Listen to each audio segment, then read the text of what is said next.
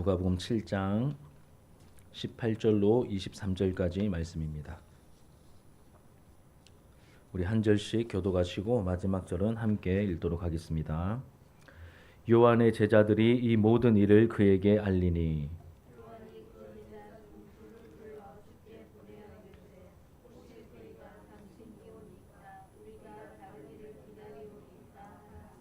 그들이 예수께 나아가 이르되 세례 요한이 우리를 보내어 당신께 여쭈어 보라고 하기를 오실 그이가 당신이오니이까 우리가 다른 일을 기다리오리이까 하더이다 하니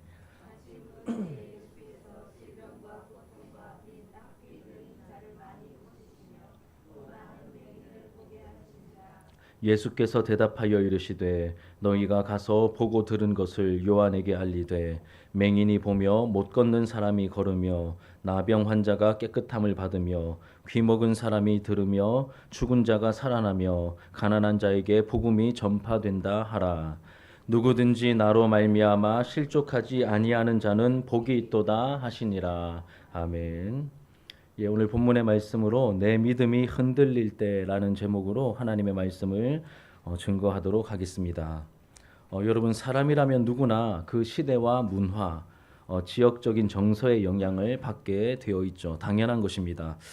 하지만 이것은 인간의 연약함을 보여주는 측면이기도 합니다. 사람의 연약함은 시대와 문화의 영향을 받는다는 것으로도 나타납니다. 그래서 사람은 영향을 많이 받기 때문에 잘 변하죠. 제 아무리 세상을 초월한 사람처럼 보인다 할지라도 시대와 문화의 영향을 받을 수밖에 없습니다. 다시 한번 강조하지만 이제 사람이기 때문에 그 시대와 문화의 영향을 받게 됩니다. 우리는 서부 경남 지역 이 진주 땅에 살아가고 있습니다. 이곳에서 살다 보면 이제 말투가 바뀌죠. 먼저 이제 사투리의 영향을 받습니다. 또 보수적인 정서를 가진 지역이기 때문에 이곳에서 오래 살다 보면 그런 정서를 자연스럽게 가지게 되겠죠. 오래 지날수록 시간이 지날수록 더해질 것입니다. 문제가 있다기보다는 자연스러운 현상입니다. 모든 사람에게 나타나는 현상이죠. 사람이라면 누구나 시대와 문화의 영향을 받게 되어 있습니다. 오늘 본문에 등장하는 이 세례 요한도 마찬가지입니다. 그는 성경에 나오는 인물 중에서 굉장히 강한 이미지를 가지고 있습니다. 여러분 다 아실 것입니다. 하지만 그도 사람이었던지라 흔들림을 경험하고 있습니다. 오늘 본문이 그것을 잘 보여주죠. 영적인 침체와 슬럼프를 경험하고 있습니다. 사실 이 부분이 저에게는 개인적으로 좀 충격적으로 다가왔습니다. 이 세례 요한 같은 인물도 예수님께서 보여주신 그 행보를 이해하지 못하고 영적인 슬럼프에 빠졌다는 사실이 사실은 저에게는 좀 충격적으로 다가왔었습니다. 여러분들께도 아마 그러실 것 같다라는 생각이 듭니다. 지금부터는 오늘 본문이 보여주는 이 세례 요한의 이 연약한 모습을 살피면서 말 못할 영적 침체에 우리가 빠지게 될 때 어떻게 행동해야 하는지 함께 좀 나누려고 합니다. 혹시 말 못할 이 영적인 슬럼프, 영적인 침체를 겪으면서 고민하는 분들이 계신다면 그러한 영적인 침체를 극복하는 은혜가 있기를 축복합니다. 혹시 그렇지 않다면 오늘 말씀을 들으면서 주님을 더욱더 의지하는 은혜가 우리 안에 부어지기를 주님의 이름으로 축복합니다. 오늘 본문 말씀을 통해서 우리에게 가르쳐 주시는 첫 번째 교훈은 이것이죠. 누구라도 영적 침체에 빠질 수 있다는 것을 우리에게 알려줍니다. 여러분도 알다시피 세례 요한은 예수님의 적극적인 지지자였습니다. 예수님의 적극적인 지지자였죠. 그 누구도 예수님을 알아보는 이가 아무도 없었을 때 자신에게 세례를 받으러 오시는 그 예수님을 향하여서 뭐라고 말합니까? 보라, 세상 죄를 지고 가는 하나님의 어린 양이다. 예수님을 딱 알아본 굉장히 놀라운 영성을 가진 사람이었죠. 그리고 공개적으로 선언하였습니다. 세상 죄를 지고 가는 하나님의 어린 양이다. 이렇게 공개적으로 선언하였죠. 뿐만 아니라 자신은 이 예수님의 신발끈을 묶거나 풀기에도 감당치 못할 존재이다. 한껏 자기 자신을 낮추기까지 했습니다. 그리고 이렇게 말했죠. 그는 흥하셔야 되고 나는 쇠하여야 할 것이다. 예수님의 적극적인 지지자였습니다. 그리고 자신이 그동안 쌓아 올린 그 모든 것을 다 내려놓고 예수님께 기꺼이 드릴 수 있는 것은 다 내어드린 세례 요한의 모습이죠. 철저한 예수님의 디딤돌 역할을 잘 감당했던 광야에 외치는 자의 소리에 그 사명을 잘 감당했던 세례 요한이었습니다. 이랬던 세례 요한이 자신의 제자들을 통해서 예수님께 이런 메시지를 전달합니다. 이제 감옥에 갇혀 있기 때문에 대신 전달했던 것이죠. 우리 19절 말씀, 19절 우리 하반절에 같이 읽도록 하겠습니다. 시작. 오실 그이가 당신이 오니까 우리가 다른 이를 기다리오리까.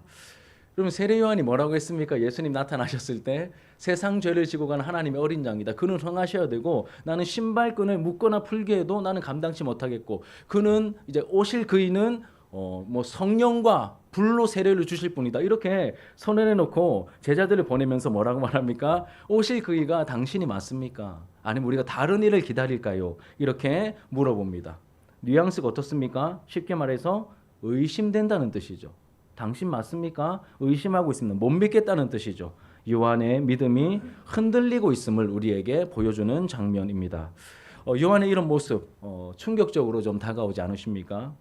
앞에 뭐 한 게 없으면 별로 충격적이지 않을 텐데 앞에 한 게 있으니까 그 충격이 더 크게 다가옵니다. 이 성경에 나오는 가장 강직한 이미지, 이 기득권층들을 향하여서 이 독사의 자식들아라고 말하면서 막 추산같이 꾸짖었던 이 세례 요한의 모습, 그 당시의 영적인 흐름을 주도하며 여러분 광야 이 빈들에서 수많은 군중들이 모이도록 이 영적인 호령을 했던 이 세례 요한의 모습임을 우리가 잘 알고 있지 않습니까? 대장부와 같은 그런 이미지. 그런데 이 19절 말씀을 보면 너무 그의 모습과 어울리지 않는 그 연약한 모습을 보게 된다는 것이죠. 그러면 이런 질문이 듭니다. 세례 요한은 왜 예수님께서 메시아이심을 의심했던 걸까? 앞에서는 그렇게 예수님을 한껏 밀어줘 놓고 왜 이제 와서 이렇게 예수님을 의심하는 것일까? 이런 의문이 자연스럽게 찾아올 것입니다. 앞에서도 이야기했듯이 세례 요한도 무엇입니까?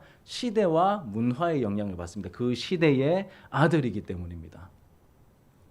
이 당시에 이스라엘 모든 사람들이 대망하였던 메시아 그리스도는 예수님처럼 우리 이 앞부분에 7장 앞부분에 어떤 모습을 보았습니까? 백부장의 병든 종을 고쳐주시고 그리고 과부가 된 여인의 아들을 그 죽은 아들을 살려주시는 그 장면들을 우리가 직전까지 살펴보았죠. 그런 정적인 이미지의 메시아가 아니었습니다. 그 당시 이스라엘 백성들이 기다렸던 메시아는 이런 식의 그냥 사소한 문제들을 해결해주고 다루어주는 이런 메시아상이 아니었다는 것이죠. 그럼 어떤 이미지였을까요? 이들은 어떤 메시아를 어떤 그리스도를 기다리고 있었습니까? 이스라엘은 나라가 바벨론에 의해서 나라가 망한 뒤에 수백 년 동안 이방 제국의 통치를 계속해서 받아왔습니다. 바벨론 그리고 페르시아, 헬라, 로마에 이르기까지 신앙의 자유를 억압하는 그 이방인들의 그 수백 년 동안 벗어나지 못했거든요. 뭐 잠시 반짝 벗어난 적이 있긴 했지만 그 수백 년 동안 신앙의 자유를 억압했던 그 이방인들의 압제에서 벗어나게 해주실 여러분 그 강력한 제국들이 붙들고 있는데 그 강력한 제국들로부터 풀어주려면 좀 이미지가 어때야 되겠습니까? 뭐가 있어야 될까요? 강력한 군주의 모습으로 오셔야 되지 않겠습니까? 그래서 그러한 정치적인 메시아를 이 시대 사람들은 다 유대인들은 하나같이 세례 요한과 예수님의 제자들조차도 그렇게 정치적인 메시아의 모습을 기다리고 있었던 것이죠. 그런데 이 세례 요한이 감옥에서 전해 들은 예수님의 모습은 어떻습니까? 전혀 그렇지 못했던 것입니다. 제자들을 삼는데 어부들로도 모자라서 누구까지 삼으십니까? 세리마태까지 제자로 삼으시는 모습 아마 말은 안 했지만 세례 요한 편에서는 굉장히 충격적이었을 것입니다. 또 로마를 대적할 어떤 뭔가 힘이 될 만한 사람들을 제자로 삼는 것이 아니라 그런 사람들과 만나서 교제하는 것이 아니라 천대받았던 그 아웃사이더들, 죄인과 세리들과 심지어 창녀들의 친구가 되어주시는 그 예수님의 행보가 세례 요한에게는 굉장히 충격적으로 혹은 이제 의심스러운 모습으로 다가왔을 것이 분명해 보입니다. 그리고 지금 옥에 갇혀 있는 상황으로 봤을 때 세례 요한은 또 무엇을 기대했을까요? 예수님이 메시아임을 하나님께서 알게 해주셨을 때 자기가 옥에 갇혔으니 이 예수님께서 어떻게 해주실 것을 또 기대했을까요? 건져주실 것을 최소한 기대하지 않았겠습니까? 사람이니까 당연히 그런 기대도 있었을 것 같습니다. 그런데 그의 상황과 그 나라적인 사정 전혀 그렇게 돌아가지 않는 것처럼 비춰졌던 것이죠. 내 뜻대로 내 생각대로 전혀 진행되지 않았던 것입니다. 나에게 무관심한 예수님처럼 그렇게 여겨졌고 내가 생각하고 기대했던 것과는 전혀 다르게 일하시는 예수님을 세례 요한이 보게 된 것이고 듣게 된 것이죠. 세례 요한의 입장에서는 한마디로 예수님이 실망이었던 겁니다. 예수님에 대해서 실망하게 되었습니다. 그리고 세례 요한이 이렇게 예수님에 대한 실망감으로 인해서 무엇에 빠지게 되었습니까? 영적인 슬럼프, 영적 침체에 빠지게 된 것이죠. 그렇다면 여러분, 이토록 강인한 이미지의 이 세례 요한도 예수님에 대한 실망감으로 인해서 영적인 침체에 빠졌다면 이 세례 요한과 비교할 때 여러분들 어떠십니까? 저는 제가 세례 요한과 비교해 보면 뭐 너무 초라하고 연약한 저임을 감출 수가 없습니다. 그러면 세례 요한보다 훨씬 더 연약한 저와 여러분들도 무엇을 만날 수 있다는 뜻일까요? 영적인 침체, 영적인 슬럼프를 얼마든지 만날 수 있다는 것이죠.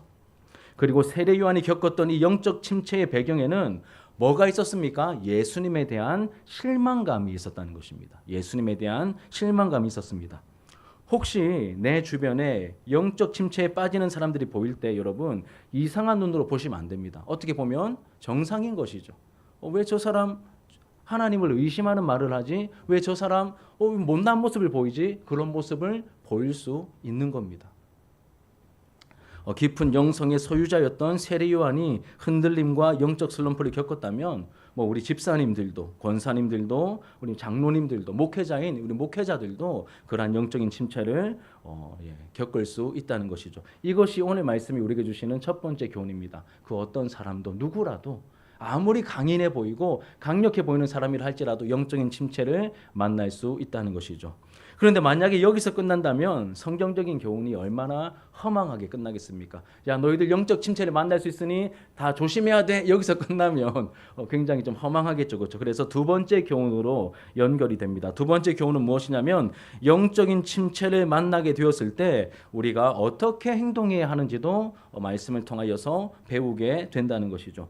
결론을 먼저 말씀드리면 영적 침체를 만나게 되었을 때 우리가 어떻게 해야 될까요? 예수님께 나아가야 한다는 것입니다. 예수님께 나아가야 합니다. 꾸밈 없이 솔직하게 예수님께 나아가야 합니다. 내 힘으로 이 문제를 해결할 수 있는 척을 하시면 안 됩니다, 여러분.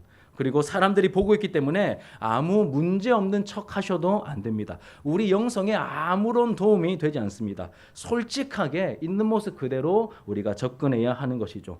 자기 자신을 속이거나 연기하면 안 됩니다. 자신의 이미지 때문에 문제없는 척 연기하시면 여러분 절대 안 됩니다. 속으로 골마갑니다. 문제없는 척 자꾸 하시면 속으로 골마갑니다.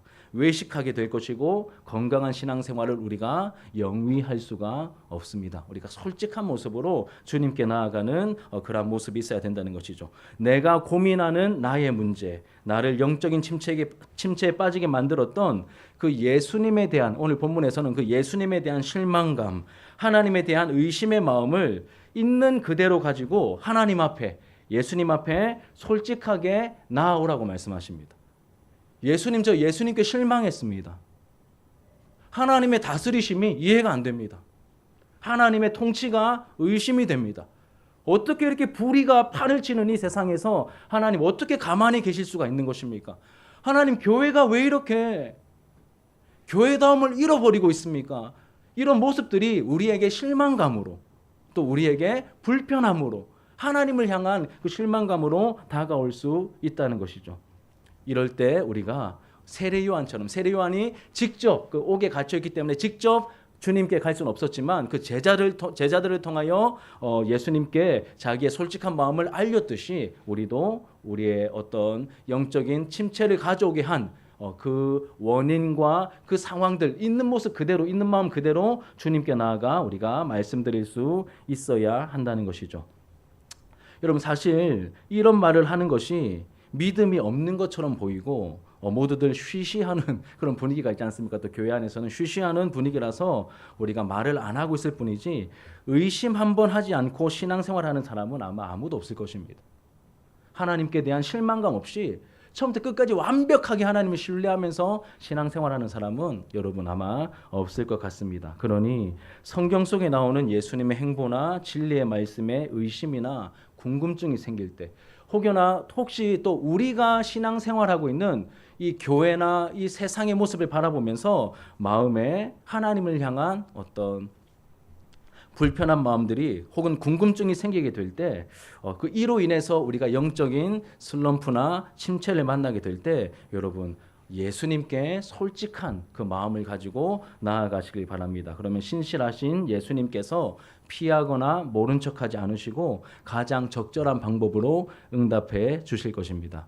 반드시 응답해 주실 것입니다. 최근에 한 청년과 이런저런 대화를 좀 깊이 있게 나눈 적이 있는데 신앙적으로 이해가 안 되거나 못마땅하게 여겨지는 그런 부분들이 좀 있었던 것 같아요. 그래서 신앙적으로 이해가 안 되거나 못마땅하게 여겨지는 부분을 이제 만나게 되었을 때 처음에는 이제 부모님께 막 질문을 했답니다. 그리고 또 이제 교회 어른들에게도 질문을 했었는데 나중에는 부모님도 마찬가지고 이제 어른들도 불편해하는 것 같아서 질문을 못 하겠더라는 겁니다.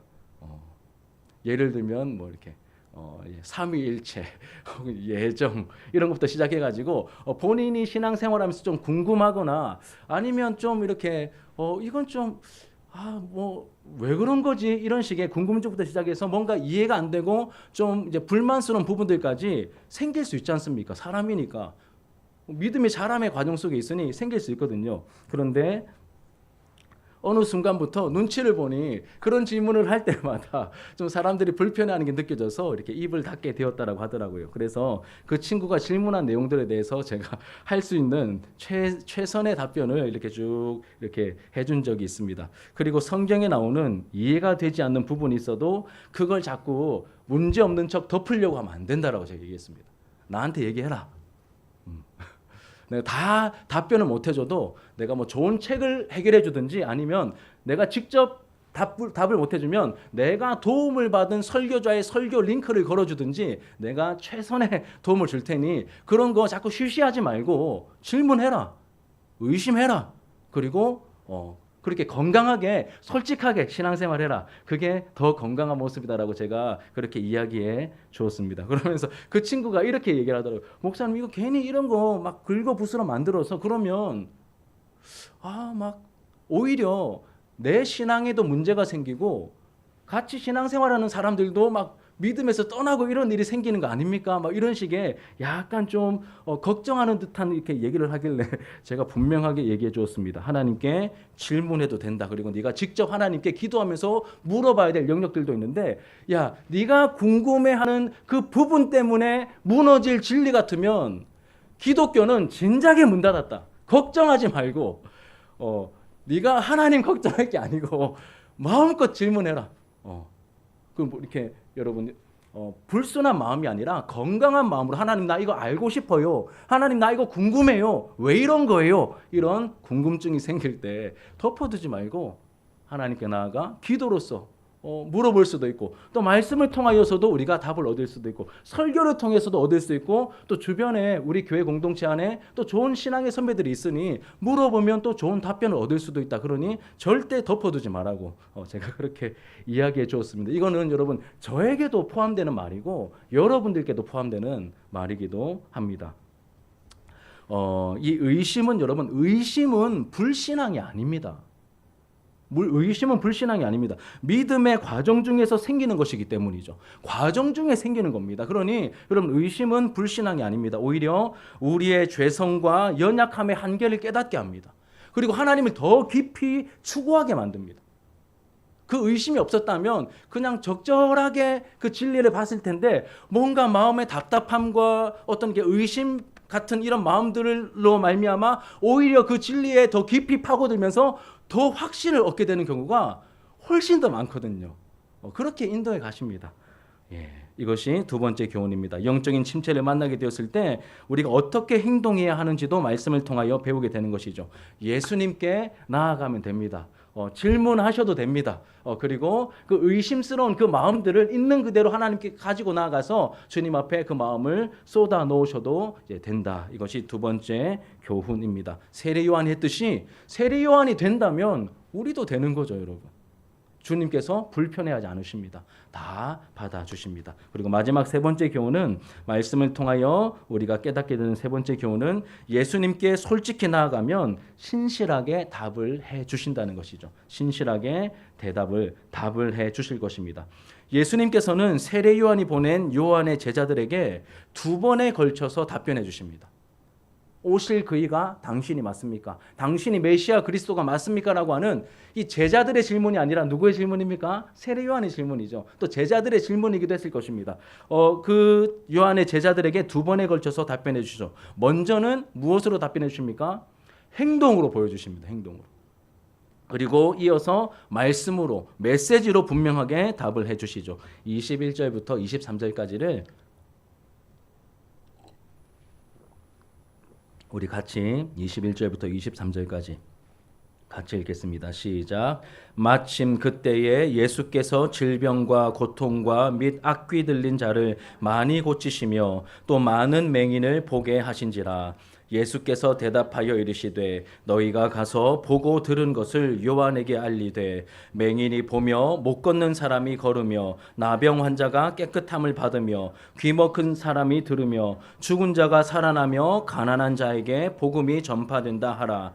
누구든지 나로 말미암아 실족하지 아니하는 자는 복이 있도다 하시니라. 아멘.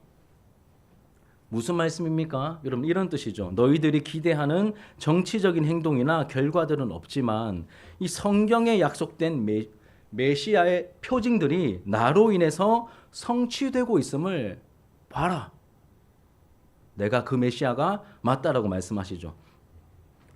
이사야 61장에 나오는 그 내용, 그리고 누가복음 4장에서 예수님께서 공생애를 시작하실 때 회당에 들어가셔서 펼쳐서 읽으셨던 그 이사야 61장의 말씀, 누가복음 4장 18절과 19절에 나오는 그 말씀이 성취되고 있다는 것을 먼저는 보여주십니다. 그리고 분명하게 너희들이 원하는 모습의 메시아는 아니지만 내가 바로 구약 성경에 약속된 바로 그 메시아 그리스도가 맞다라고 이야기하시는 것이죠. 그러니 여러분, 행동과 메시지로 분명하게 선포하시는 것입니다. 행동과 메시지로 분명하게 선포하십니다.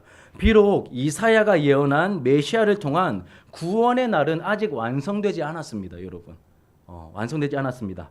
이 완성된 날은 예수님께서 다시 오실 때 완성될 것입니다. 하지만 무엇을 말씀하시는 것입니까? 그 나라가 이미 시작되었다라고 말씀하시는 겁니다. 그리고 다시 오실 때 완성될 것이다. 지금 예수님께서 그 사역을 하시면서 그 하나님 나라가 메시아인 나로 말미암아 시작되었고 내가 구속의 사역을 완성하고 다시 올 것인데, 그때 이 하나님 나라가, 이 선지자들이 예언한 그 완성된 하나님 나라가 완성될 것이다, 임할 것이다, 이것을 말씀하고 있는 것이죠. 사랑하는 여러분, 혹시 너무 오랫동안 응답되지 않아서 말씀드리기 민망한 내용의 기도 제목이나 혹은 요즘 돌아가는 세상살이로 말미암아 하나님께 이전에 없던 불만이 여러분들 마음에 혹은 의심이 생기셨다면, 그래서 하나님을 향한 신앙과 신뢰가 이전 같지 못하고 영적인 슬럼프를 겪고 계신다면 하나님 앞에서 아무 문제 없는 듯 여러분 행할 것이 아니라 솔직하게 나에게 오라고 주님께서 우리를 부르시고 초청하고 계십니다. 우리가 숨기지 않고 솔직하게 나아갈 때 예수님께서도 솔직하게 또 확실하게 대답해 주실 것입니다. 우리를 위해 십자가에서 죽으셨다가 약속대로 부활 승천하신 예수님께서 하나님 보좌 우편에서 다스리고 계시며 약속대로 최후의 심판을 통해 죄와 사망과 원수의 세력을 벌하시고 영원한 하나님 나라를 유업으로 주실 거라고 우리에게 확실하게 말씀해 주실 것입니다. 약한 자들과 의인들을 핍박하는 세력들을 공의로 분명히 심판하실 것이라고 우리에게 분명히 말씀해 주실 것입니다. 하나님의 다스리심에 실수나 문제가 없으니 신뢰하며 나를 끝까지 따라와도 된다라고 말씀하실 것입니다. 오늘 본문의 마지막 말씀처럼 누구든지 나로 말미암아 실족하지 아니하는 자, 끝까지 주님을 그리스도로 알고 믿고 따르는 자는 복이 있을 것이다. 내가 책임진다라고 주님께서 우리에게도 그렇게 말씀해 주실 것입니다. 이렇듯 우리가 신앙의 고민을 가지고 혹은 내가 겪고 있는 실제 생활의 문제를 가지고 하나님께 나아갈 때 하나님께서 우리를 불편해하시는 것이 아니라 우리에게 필요한 그 대답을 해 주실 것입니다. 납득할 만한 답을 분명하게 우리에게 주실 것입니다. 이제 말씀을 좀 정리하며 마치려고 합니다. 설교 말씀을 준비하면서 한 인물이 생각났습니다. 누구냐면 하박국 선지자입니다. 하박국 선지자. 오늘 본문의 분위기와 굉장히 좀 비슷한 측면이 있기 때문입니다. 이 하박국 선지자는 유다 땅에 가득한 하나님의 나라라고 불렸던 그 남유다 땅에 가득했던 악과 불의로 인해서 하나님께 항변을 하죠. 하나님이 다스리시는데 이 유다 땅에 온통 불의와 악이 가득한데 하나님 뭐 하십니까? 왜 심판 안 하십니까? 왜 벌 안 주십니까? 왜 악인들이 더 형통하는 겁니까? 이렇게 하나님께 질문하며 따졌죠. 건방지지 않습니까? 그런데 아닙니다. 하나님께서 오히려 이런 질문을 기다리고 계셨죠. 하나님께서 그 하박국의 질문에 이렇게 답하십니다. 내가 보고 있다. 그래서 내가 심판할 거다. 유다 땅을 심판할 건데 내가 갈대아 사람들, 바벨론을 말하는 겁니다. 갈대아 사람들을 통해서 악인들을 심판할 거다. 이렇게 말씀하십니다.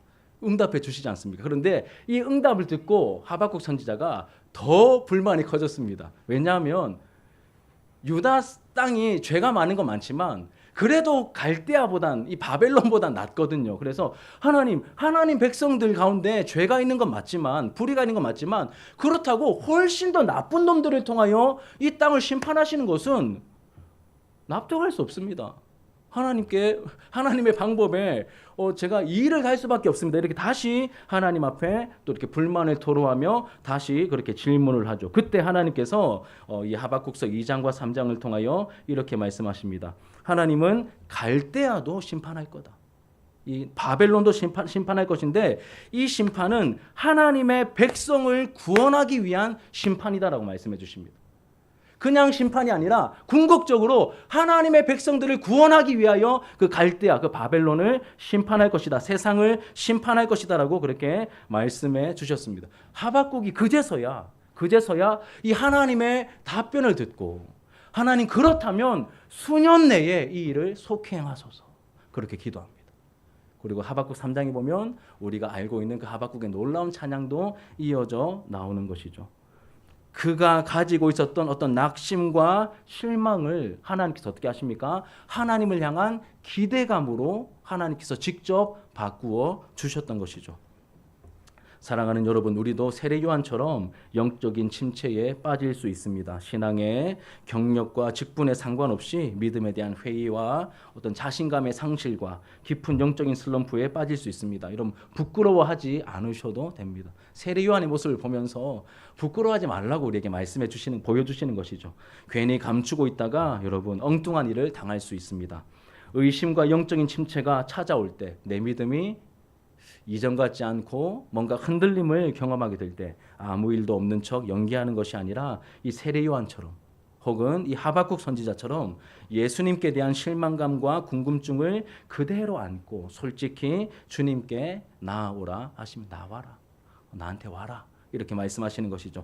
다른 데 가면 안 된다라고 하십니다. 답을 줄 수 있고 해결해 주실 수 있는 나에게로 오라고 하십니다. 예수께로 직접 오라고 말씀하십니다. 그러면 살아계신 예수님께서 우리에게 응답해 주실 것입니다. 그런데 물론 우리가 원하는 때에 원하는 방법으로 우리가 원하는 답을 주신다 이 뜻은 아닙니다. 우리가 원하는 때에 원하는 방법으로 원하는 답을 주시지 않을 가능성이 이런 미리 말씀드리지만 훨씬 더 많습니다. 하지만 분명한 것은 나를 힘들게 하는 그 애매한 상황에서도 하나님의 뜻이 여전히 이루어지고 있음을 우리 주님께서 여전히 다스리고 계심을 우리로 하여금 깨닫게 하실 것입니다. 택하여 부르셨고 아끼고 사랑하시는 자녀 삼은 우리를 위하여, 또 하나님의 이름과 영광을 위하여 우리 삶의 낙심과 실망을 하나님을 향한 그 기대감으로 하나님께서 바꾸어 주실 것입니다. 그 은혜를 기대하며 그 은혜를 믿음으로 누리게 되기를 주님의 이름으로 축복합니다. 우리 말씀을 기억하면서 함께 우리 기도하는 마음으로 찬양하도록 하겠습니다.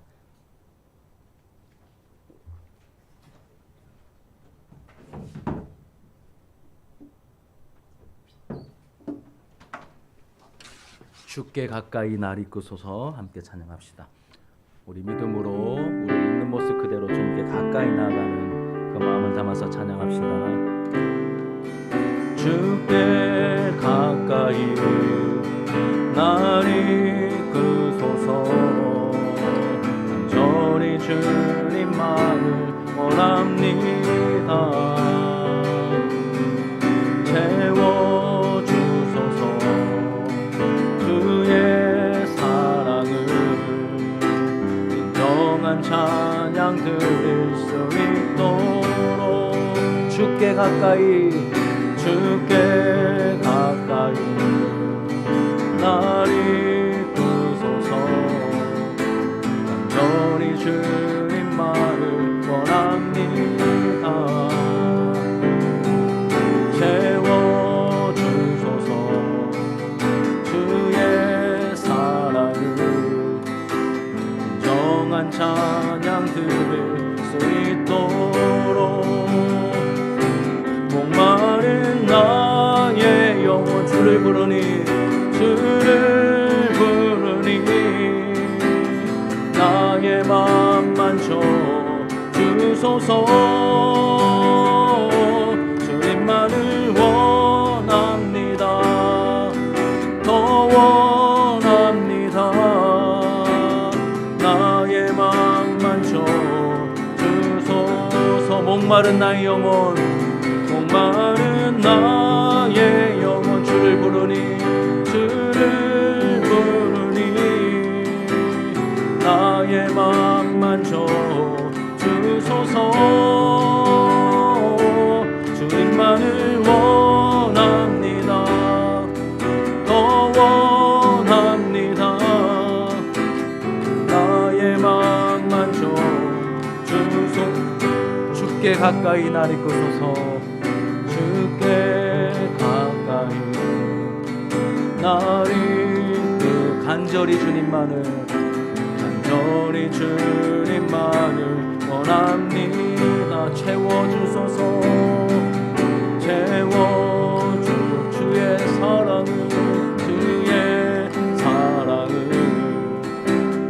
영한 찬양 드릴 수 있도록 목마른 나의 영혼, 목마른 나의 영 주를 부르니 나의 맘만 줘 주소서. 주님만을 원합니다. 더 원합니다. 나의 맘만 줘 주소서. 목마른 나의 영혼, 목마른 나의 영혼 주를 부르니 나의 맘만 줘 주소서. 주님만을 원합니다. 더 원합니다. 나의 맘만 줘 주소서. 약할 때 강함 대신에 약할 때 강함 대신에 나의 보배가 되신 주 나의 모든 것 주 안에 있는 보물을 나는 포기할 수 없네. 주 나의 모든 것 예수 어린 양 존귀한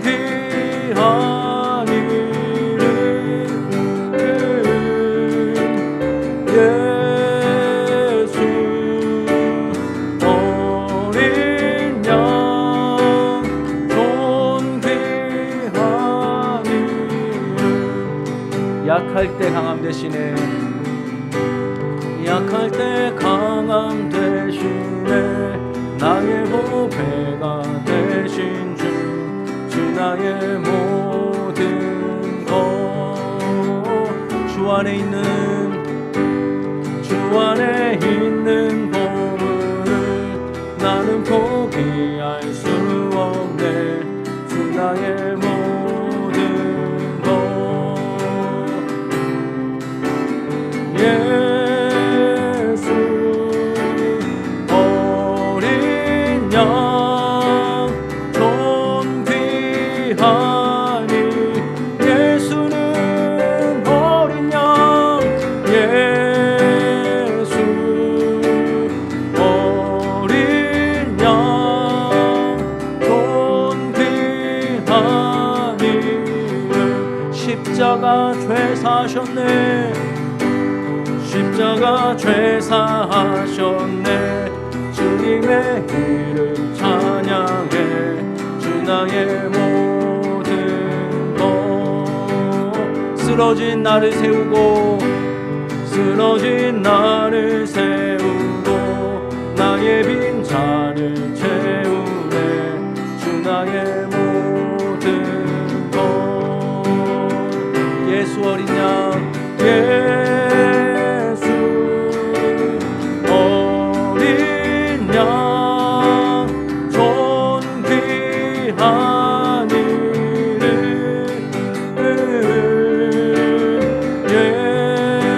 예수 어린 양 존귀하니. 마지막으로 예수 어린 양.